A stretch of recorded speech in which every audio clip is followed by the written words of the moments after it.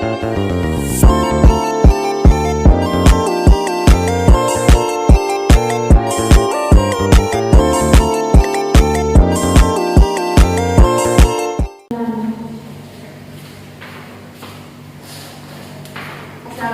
warahmatullahi wabarakatuh. Waalaikumsalam warahmatullahi wabarakatuh. Ya,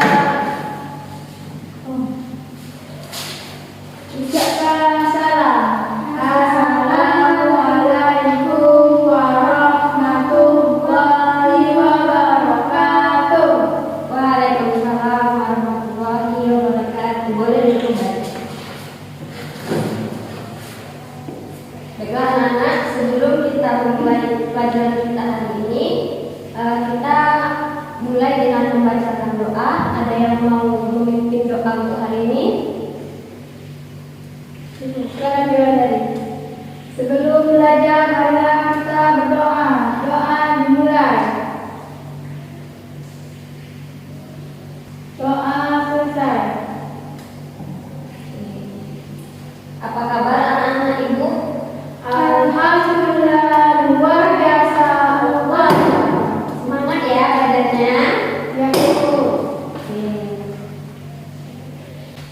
Nah, sebelum kita mulai untuk pelajaran selanjutnya, kita nyanyi dulu. Lagu yang kita nyanyikan adalah lagu Indonesia Raya. Anak-anak ini boleh semua berdiri. Nyanyi lagu Indonesia. 1, 2, 3. Indonesia tanah airku, tanah tumpah darahku. Di sanalah aku berdiri, jadi pandu ibuku. Indonesia kebangsaanku, bangsa dan tanah airku. Marilah kita bersatu, Indonesia bersatu. Hiduplah tanahku, hiduplah negeriku, bangsaku, rakyatku semuanya. Bangunlah jiwanya, bangunlah badannya untuk Indonesia Raya.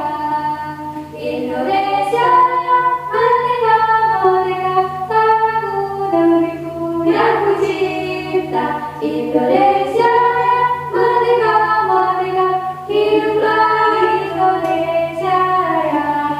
Oke, boleh dulu. Anak-anak ibu, ada yang tahu apa sih makna dari lagu Indonesia Raya tadi? Indonesia sudah merdeka. Ya, Ditandai dengan telah berkibarnya bendera merah putih, Bu. iya betul. Jadi makna lagu itu menandakan bahwa itu merupakan lagu kebangsaan Indonesia. Anak ibu biasanya dengar lagu Indonesia Raya itu waktu kapan? Upacara bendera, Bu. Ya, setiap upacara bendera pasti kita menyanyikan lagu Indonesia Raya sebagai bentuk bahwa itu merupakan lagu bangsa kita yang mengingatkan kita bahwa Indonesia telah merdeka. Coba anak ibu lihat di lapangan sekolah kita, ada kan yang bendera dan benderanya selalu berkibar? Ada, Bu. Anak-anak ibu tahu nggak kenapa sih bendera itu selalu dikibarkan? Setiap hari pasti kalian nampak bendera itu selalu berkibar kan? Iya, Bu. Kenapa? Ayo mengingatkan kalau Indonesia menang. Sudah merdeka, Bu. Ya, itu merupakan salah satu bentuk penghormatan kita kepada para pahlawan dulu yang udah berusaha untuk melawan para penjajah agar Indonesia bisa merdeka seperti sekarang ini. Ya kan? Ya, Bu. Perjuangan kayak mana sih yang para pahlawan kita dulu buat hingga kita bisa merdeka? Perlawanan kayak mana? Apa yang mereka lakukan? Melawan Belanda. Perang. Ya, mereka berperang melawan para penjajah. Bu, siapa yang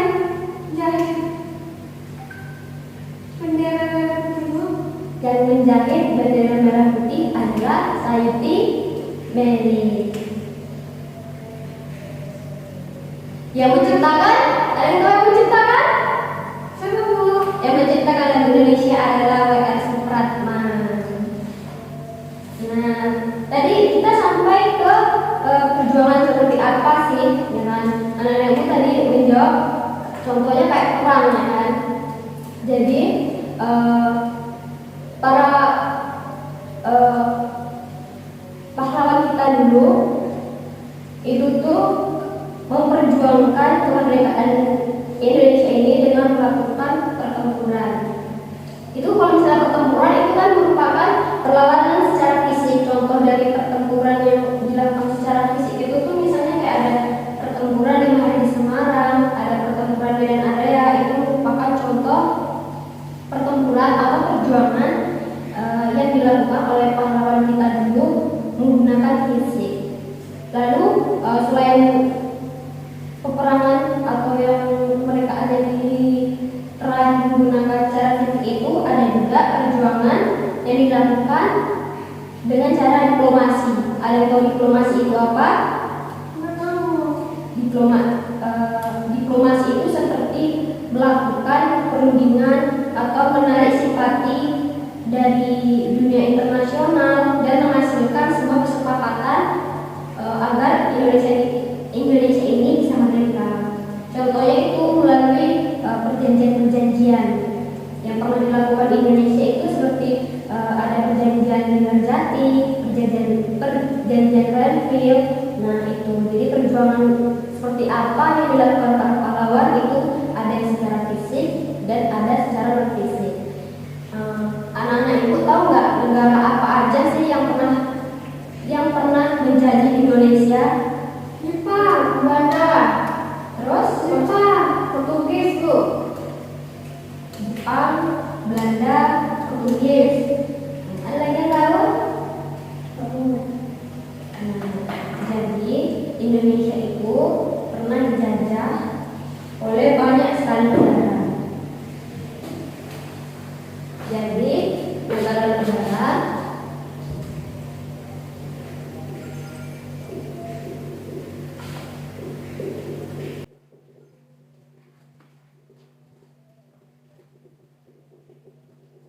yang menjadi Indonesia itu seperti ada negara Portugis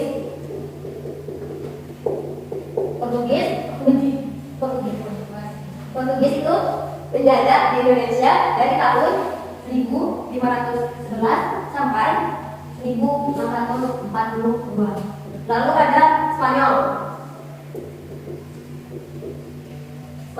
menjajah Indonesia dari tahun 1521 sampai 1692. Habis Spanyol, Belanda. Itu dari tahun 1602 sampai 1945. Setelah Belanda, Prancis sudah menjajah Indonesia dari tahun 1806 sampai 1809. Lalu Inggris dari tahun 1811 sampai 1812. Lalu ada Jepang dari tahun 1942 sampai 1945. Jadi itu adalah negara-negara yang pernah menjajah di Indonesia. Lama kan Indonesia dijajah? Lama Bu. Jadi makanya kita selalu mengingat para perjuangan para pahlawan kita itu. Contohnya itu salah satunya yang seperti tadi menyanyikan lagu Indonesia Raya, mengibarkan bendera. Nah seperti itu.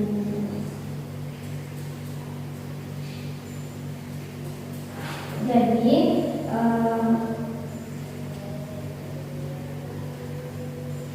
apa sih yang kita dapatkan dari hasil perjuangan para penjajah kita itu? Yang bisa kita dapatkan itu seperti kita tuh bisa ngerasain kehidupan yang layak. Jadi udah gak ada peperangan lagi, jadi kita udah tenang, udah ada kehidupan yang layak, terus bebas melakukan pendapat atau melakukan sesuatu. Terus kita seperti sekarang kita mendapat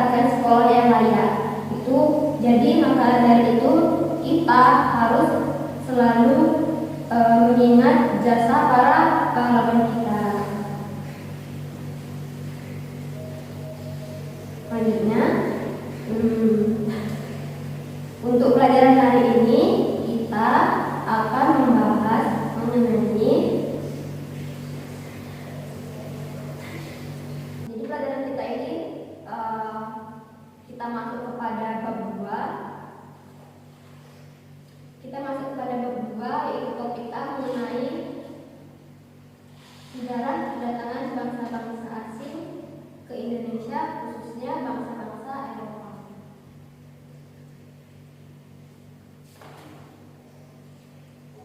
Tadi kan kita udah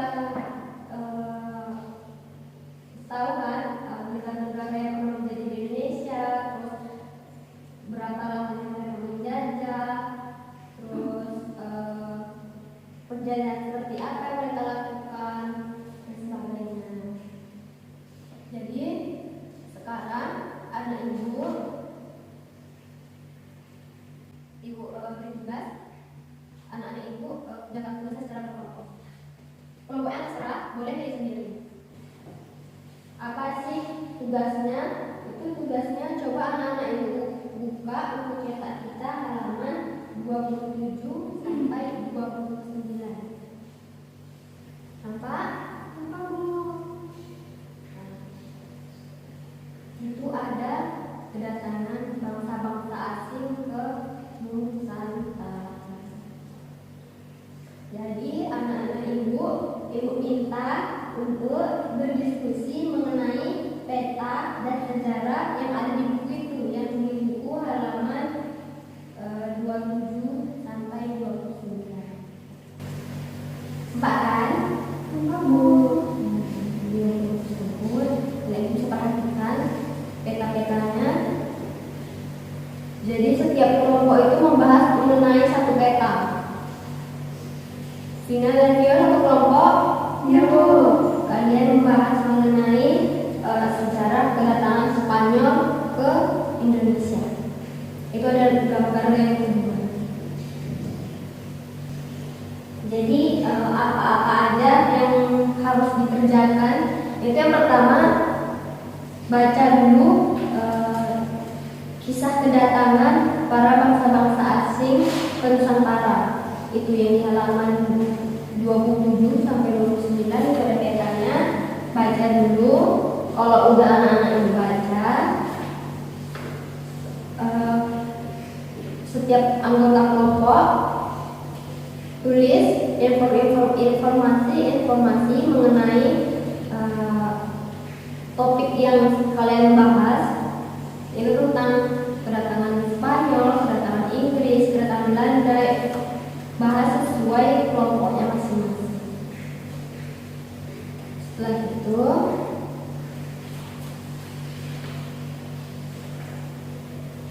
setelah kalian baca topik masing-masing, habis itu diskusikan mengenai informasi mengenai contoh apa hal-hal yang bisa kalian angkat dari gambar tersebut. Misalnya itu kan ada gambar peta Portugis, tunjukkan Portugis itu tuh datang Indonesia dari wilayah apa, menggunakan apa, terus apa yang mereka cari di Indonesia. Jadi itu dulu yang kalian cari sih. Bisa? Boleh ada yang cari, berdiskusi sesuai kelompoknya. Nanti 15 menit lagi atau 20 menit lagi akan kita bahas. Silahkan dari sekarang.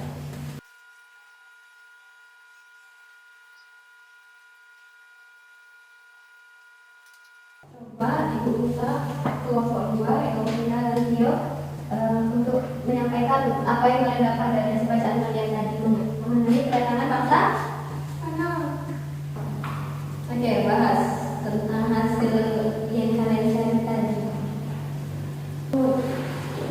Hasil diskusi kami yang tadi tentang Spanyol, yaitu yang pertama, bangsa Spanyol datang ke Indonesia pada 1571.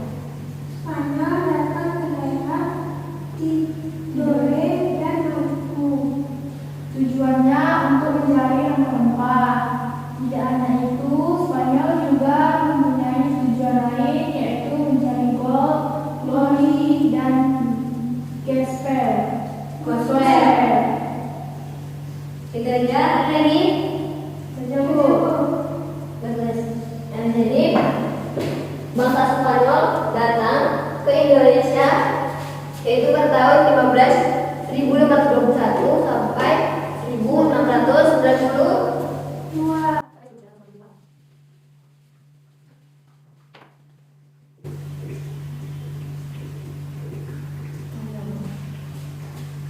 Jadi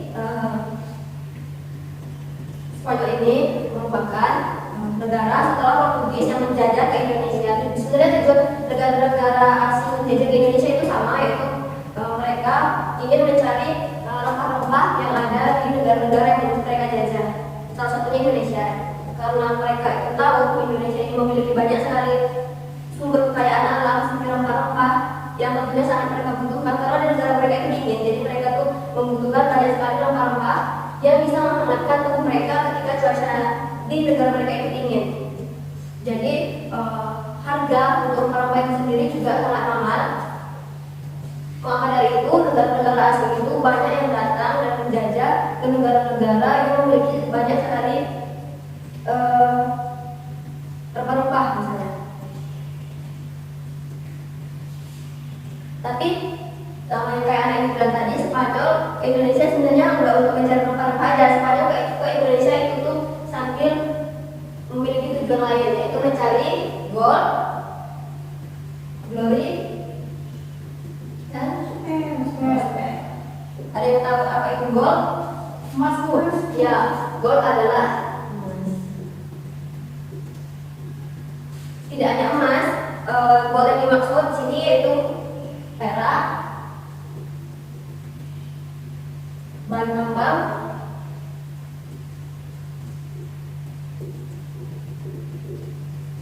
dan rempah-rempah.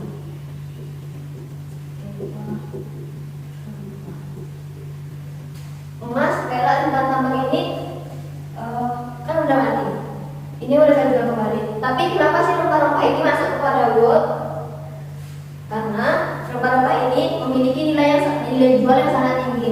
Hampir sama dengan emas, perak, dan bahan tambang lainnya. Bahkan rempah-rempah ini bisa memiliki harga yang lebih tinggi. Kenapa itu?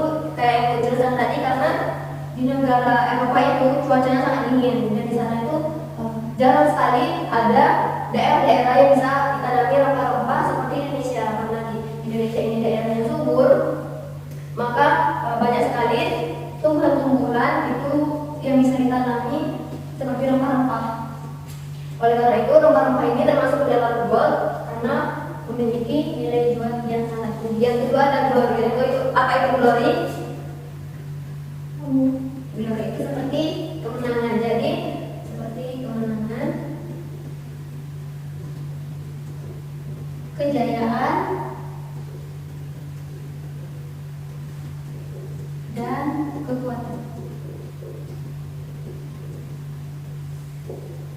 Jadi Spanyol datang ke Indonesia untuk mencari kemenangan, mencari kejayaan, dan mencari kekuatan.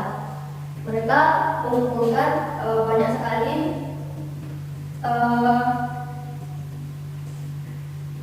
bahan atau pasokan, termasuk keuangan mereka dari jual rempah tadi untuk bisa menjajah negara-negara lainnya lagi. Jadi mereka mencari kemenangan dan kejayaan di suatu daerah tersebut untuk bisa menguasai salah satu yang menguasai rempah-rempah yang ada di Indonesia. Yang terakhir ada gospel. Gospel itu adalah misi untuk menyebar luaskan agama. Jadi Spanyol memiliki tujuan yaitu untuk menjalankan tugas suci, menyebarluaskan agama-agama yang mereka anut. Jadi mereka datang ke negara-negara mereka jajah untuk termasuk untuk menyebarluaskan agama yang mereka bawa. Jadi tujuan Spanyol datang ke negara-negara yang mereka jajah itu ada 3, yaitu gold, glory, dan gospel. Selanjutnya Portugis itu masuk ke Indonesia dari mana sih? Portugis itu masuk ke wilayah Indonesia dari wilayah timur, yaitu dari wilayah Ternate atau daerah Maluku, dan juga dari daerah Tidore. Spanyol itu datang ke Indonesia, daerah Maluku itu sedang ada peperangan yaitu antara kerajaan Ternate dan kerajaan Tidore. Jadi Spanyol ini nih mendekatkan diri mereka ke kerajaan Ternate. Jadi kerajaan Ternate ini mendapat dukungan dari negara Spanyol, dari negara Spanyol. Lalu kerajaan Ternate mendapat dukungan dari Portugis, dan kerajaan Tidore mendapat dukungan dari Spanyol. Itu merupakan salah satu cara Spanyol untuk mendapatkan perhatian atau mendapatkan simpati dari masyarakat agar masyarakat itu percaya kepada mereka dan menerima mereka di wilayah Tidore. Tapi lama-kelamaan masyarakat jadi sadar bahwa sebenarnya negara-negara asing itu seperti Portugis dan Spanyol datang hanya untuk memanfaatkan mereka. Jadi mereka mulai melakukan perlawanan dan berusaha mengusir negara-negara Eropa seperti Spanyol dan Portugis agar dapat keluar dari wilayah Indonesia. Jadi seperti itu sejarah dari kedatangan bangsa Spanyol ke Indonesia. Paham Ibu? Paham.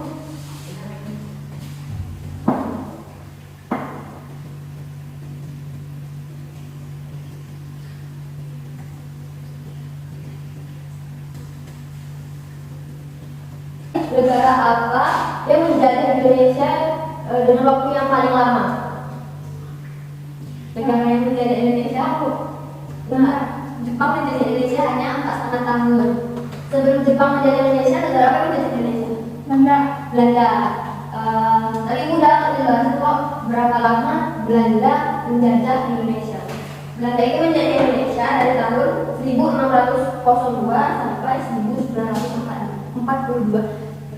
Belanda itu kurang lebih menjajah Indonesia selama 350 tahun. Lama kan?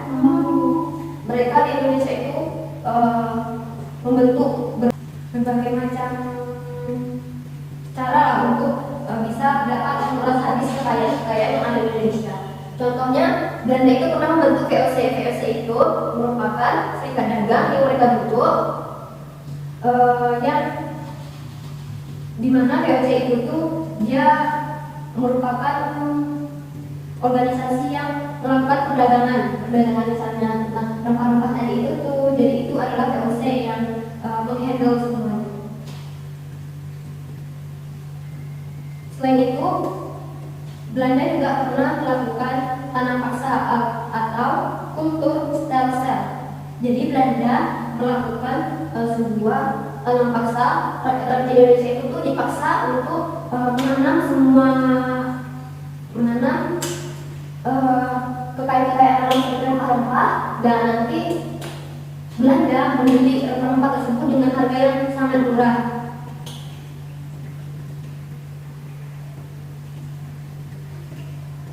Mereka harus bekerja di lahan yang ada di Belanda. Nanti lahan yang mereka tanami itu tuh hasil tanamannya akan diambil oleh Belanda. Ibu, ada video mengenai kedatangan bangsa-bangsa asing ke Indonesia. Sebentar ya. Karena ibu kita nggak ada, jadi ibu dari laptop aja.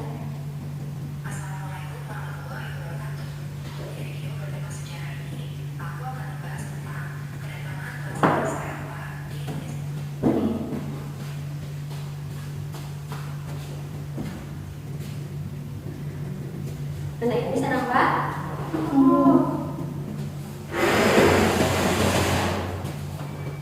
Sekarang anak ibu tonton ya mengenai sejarah kedatangan. Di mana dalam ciri bangsa Indonesia adalah bangsa-bangsa yang paling dicontoh. Mereka yang pada datang dari Indonesia adalah Portugis, Spanyol, Inggris, dan Belanda. Dari itu ada yang akan mengenai kenapa bangsa saya datang ke Indonesia. Yang pertama, ada yang mengenai pengetahuan dan teknologi. Bahkan saya rasa ilmu pengetahuan dan teknologi berbangsa. Salah satunya adalah teknik Elizabeth yang dilakukan oleh Copernicus. Teori Elizabeth yang apa? Bumi adalah teknologi yang hari, dan bumi itu tidak dapat mereka. Yang kedua, adanya revolusi industri, di mana perkembangan sebuah kapal menggunakan bangsa Eropa melakukan jalan. Yang ketiga, kuasa yang sebagai kota Kaisar Romawi, Kaisar dikuasai oleh Kaisar Turki. Pada tahun 1493, Kekaisaran Turki yang dipimpin oleh Sultan Hamengkubuwono, Kaisar Prabu III yang kekuasaan Konstantinopel dari Kaisar Romawi, dan tiga, go yang berarti mereka, dulu yang berarti jangan, gospel yang berarti memperluas ajaran Nasrani. Nah, kita akan membahas bangsa mana saja pada datang Indonesia. Seperti yang sudah disebutkan, mereka adalah bangsa Portugis, Spanyol, Inggris, dan lain-lain. Pertama, kita akan bahas tentang bangsa Portugis dan Spanyol dunia. Sedangkan Spanyol memulai ekspansinya pada tahun 1492 ke Arab. Kemudian, mereka sampai di dunia pada tahun 1521. Karena mereka bisa baik, namun Fernando adalah yang saat itu mengekspresi terlalu karena ada jumlah di mereka memutuskan untuk melanjutkan jalan dan sampai mereka dimampu tepatnya di Rio. Kedatangan bangsa Spanyol bisa bagi oleh masyarakat Rio. Mereka yang harus disediakan KTP, menjadikan Spanyol sebagai untuk mengalahkan KTP. Kedatangan Spanyol menjadi ancaman bagi Portugis. Sebab saat itu Portugis berhasil memulai perdagangan timur. Portugis dan Spanyol bersaing dengan memanfaatkan arus perdagangan. Setelah itu, Portugis dan Spanyol saling duduk menghadapi tentang perdagangan yang sebelumnya sudah sepakati melalui VOC yang mereka Portugis dimampu. Portugis pun terpaksa mundur ke Indonesia. Karena negara Portugis yang menjadi langsung menjadi kolonialisme di Indonesia selama 3 tahun. Saya video channel ini semoga ilmu yang masyarakat akan terima kasih.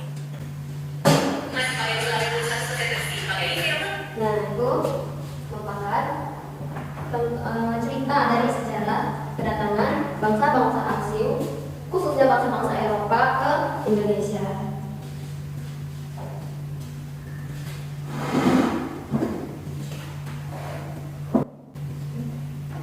Oke, Ibu berrefleksi yaitu mengenai pelajaran yang kita pelajari hari ini, mengenai informasi apa saja yang kita dapatkan dari cerita kedatangan bangsa-bangsa asing ke Nusantara. Cerita yang kita dapatkan itu seperti tujuan dari bangsa-bangsa asing tadi datang ke Indonesia yaitu mencari rempah khususnya. Selanjutnya bangsa-bangsa apa saja yang datang ke Indonesia, tadi ada yang memberikan 6 contoh bangsa-bangsa apa aja yang datang. Terus tahun kedatangannya juga tadi sudah Ibu jelaskan, tahun kedatangan dari bangsa-bangsa asing tersebut dari tahun berapa sampai tahun keberapa. Selanjutnya apa sih kelebihan yang dimiliki dari negara Indonesia? Negara Indonesia memiliki kekayaan alam yang sangat melimpah, seperti banyaknya rempah-rempah dan memiliki banyak kerajaan sehingga banyak cerita sejarah. Lalu apa saja sumber daya alam Indonesia yang menjadi incaran bagi bangsa-bangsa Eropa? SDA Indonesia yang menjadi incaran bagi bangsa-bangsa Eropa itu ada seperti pala, ada cengkeh, kayu manis, dan sebagainya. Yang keempat, bagaimana sih negara penghasil rempah-rempah menurut kalian? Itu tuh apa potensi yang bisa dikembangkan di Indonesia? Mungkin contoh dari potensi yang bisa dikembangkan di Indonesia itu seperti pengolahan dan pemasaran yang bagus, melatih sumber daya manusia yang mumpuni untuk melakukan pengolahan, serta rempah-rempah dijadikan salah satu akomodasi ekspor dari Indonesia ke negara-negara lain. Karena kita ketahui bahwa rempah-rempah itu memiliki harga jual yang cukup tinggi. Yang kelima, apakah tempat tinggal yang kita tinggali sekarang ini pernah didatangi bangsa Eropa? Mungkin setiap daerah di Indonesia ini pernah dijajah oleh negara-negara Eropa. Mungkin daerah yang kita duduki sekarang ini pernah dijajah oleh bangsa Eropa. Contohnya di sini itu ada seperti peninggalan-peninggalan sejarah, benteng dan sebagainya. Lalu yang terakhir, apa yang perlu bangsa Indonesia lakukan di masa sekarang agar penjajahan tidak terulang lagi? Contohnya, kita sebagai warga negara bisa menjaga kedaulatan negara dan tidak membiarkan bangsa-bangsa asing itu melakukan penjarahan atau melakukan penindasan pada bangsa kita lagi. Jadi untuk itu kita harus selalu menjaga keutuhan dari NKRI ini.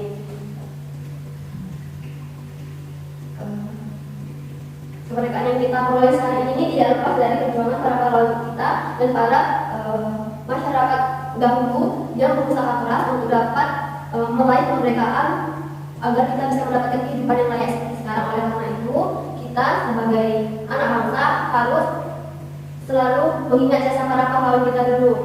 Dengan contoh yaitu upacara bendera, menyanyikan lagu kebangsaan, selalu mengingat jasa-jasa mereka dan sebagainya. Yang terakhir, apakah ada yang anak ibu tanyakan mengenai pelajaran hari ini? Ya, kalau nggak ada, ibu punya tugas untuk di rumah, ibu mengenai anak-anak ibu tinggal membaca materi untuk pertemuan selanjutnya, yaitu mengenai topik B, macam-macam perlawanan yaitu dari bangsa asing ke Indonesia. Maaf tadi ibu lupa mengambil absen. Apa ada yang nggak datang hari ini? Siapa yang nggak datang hari ini? Bagus. Ada keterangan bagus? Apa? Berarti bagus apa? Yang lainnya datang ya? Oke, kita cukupi pertemuan kita pagi ini. Lebih dan kurang ibu mohon maaf. Jangan lupa dibaca materi untuk pertemuan selanjutnya ya. Minggu depan ibu tanya lagi. Lebih dan kurang ibu mohon maaf. Assalamualaikum warahmatullahi wabarakatuh. Waalaikumsalam